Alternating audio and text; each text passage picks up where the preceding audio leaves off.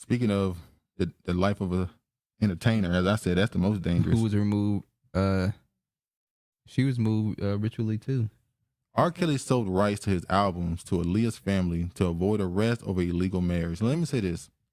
When this story first came out, I think it was a Lifetime's documentary, Surviving R. Kelly, the final chapter. When people started writing articles about this, the first thing they were saying was R. Kelly forced Aaliyah's family to sign. They did. And I was like, how he... Y'all want the real story? They sold her. Just like all those other people did, like all those other parents all did. Those other families sold their kids to R. Kelly. Sent their kids to concerts and shit. They sent their daughter to Aaliyah. I'm not going to say they sought R. Kelly up because he was obviously dealing with an underage and he got what he deserved. Yeah. But yeah, they knew what they was doing. They knew what his, what's the word? They knew what he liked. Exactly. They knew what he was, his sickness. They knew what it was, and they preyed upon it. Like, okay, you want to marry her? Okay. Give us your first 3 albums. No, he didn't give it to them for marrying her. He gave it to them when he got a divorce or annulled the marriage, so they wouldn't report him for the illegal marriage. Oh, so he paid them the hush money, basically. I give you the rights to my first 3 albums. Any parent that had any morals would have said no. We locking you up. Your ass going to court. But like I said, nobody is in it for morals anymore. They're in it for the money. They're in it for the bag. As we were talking about earlier, everybody in the industry are bloodsuckers. They're vampires and vultures and gargoyles and sorcerers and witches and demons. That's what they are. You have to have a certain type of energy to even get involved in it. I don't like to talk about the dead. God bless the dead. We want to say something. But we know Aaliyah was being passed around in the industry. We saw her with pictures with Jay-Z. We saw her with pictures with Dame Dash. They in the same crew. Yeah. I just want them hugged up on 2 different dudes that are in the same crew. According to people, you had R. Kelly, Dame Dash, and Jay-Z basically almost fighting over her. Fighting over this young girl. That's still to be determined. Oh, yeah. R. Kelly's CD pass continues to come to light. The final installment of Lifetime Surviving R. Kelly aired on January 2nd and 3rd and revealed the agreement Kelly made with Aaliyah's family to avoid having them press charges after he married the late singer when she was just 15. The revelations were made during Kelly's 2022 federal trial when the non-disclosure agreement he made with Aaliyah's family was used as evidence in the courtroom. Aaliyah was Jane Doe #1 in the trial. The docuseries highlights Aaliyah as a victim of Kelly, who was the first introduced to him when she was 14 years old, aspiring singer. Aaliyah's uncle, Barry Hankerson, introduced his niece to Kelly, who served as a lead songwriter and producer on Aaliyah's 1994 debut album, Aging Nothing But a Number. Now look at her album, Aging Nothing But a Number.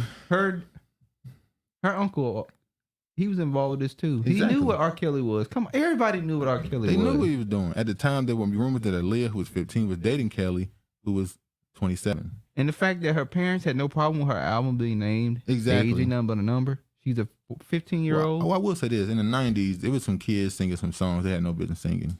Yeah, because their parents didn't go in and say no, you're not singing this. Like there were some songs put out by teenagers or young people, and you was like, that sounds like a song a grown ass adult should be singing.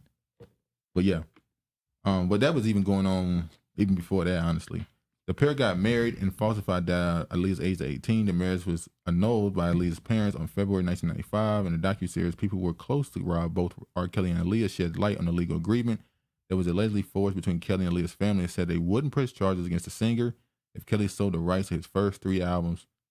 Then which is what they wanted from the beginning. Aaliyah's family allegedly agreed to receive the financial incentive from Kelly in exchange for keeping the annulled marriage under wraps. So what does that say about her parents? Look, members of Aaliyah's family declined to take part in the docuseries. Oh, I bet you they would. Because that Aaliyah name is tarnished. It ain't so sweet no more. Mm-hmm. And what's funny is nobody's really in an uproar. No one's saying these parents need to be done. They're not gonna say a word. That's just like here in Seattle on Aurora. The prostitutes, nothing happens to them. Yeah. It's the Johns. Yeah, they get arrested. That get arrested. But isn't that considered trafficking? What? Them just giving your kid to this dude, knowing what he do, knowing what his sickness is, giving your kids to him, signing over rights to him like some of these parents have did. Isn't that trafficking? It's prostituting to me. But he went to prison for trafficking. And he was given So should they go? You saying they should go to prison for That's trafficking their daughter? trafficking. Okay. Now I don't know. I wouldn't call that. Well, the uncle, I guess you would accuse him of it because he knew. Who you ain't gonna call that? The parents? Because we don't know how much I know, but we don't know how much they knew. No, don't say we. I don't know how much they knew. Say you. I'm gonna say they knew. You got to prove it in the court. I'm gonna say they was hoeing their daughter out. That's what I'm gonna say to get a bag. When I'm gonna keep it real. They were. Hold on. Like the rest of them. In my humble opinion, no coincidence that Aaliyah plays in Queen of the Damned. Yeah, vampire, yeah. Brothers, are you guys familiar with the stories of both the incubator babies and the orphan trains? I just wonder, Hollywood.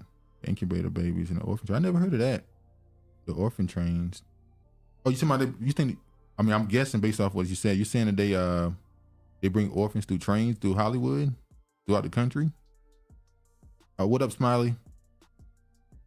I wouldn't be surprised. I mean, we see what that show you told us about. Your Honor. No, not Your Honor. American Gigolo. Oh, yeah, that was definitely. That's what that movie was about. Them taking these kids from poor environments and bringing them over and, training them. Yeah, training them to be prostitutes. Yeah. To the industry. To be sex kittens, to be honest.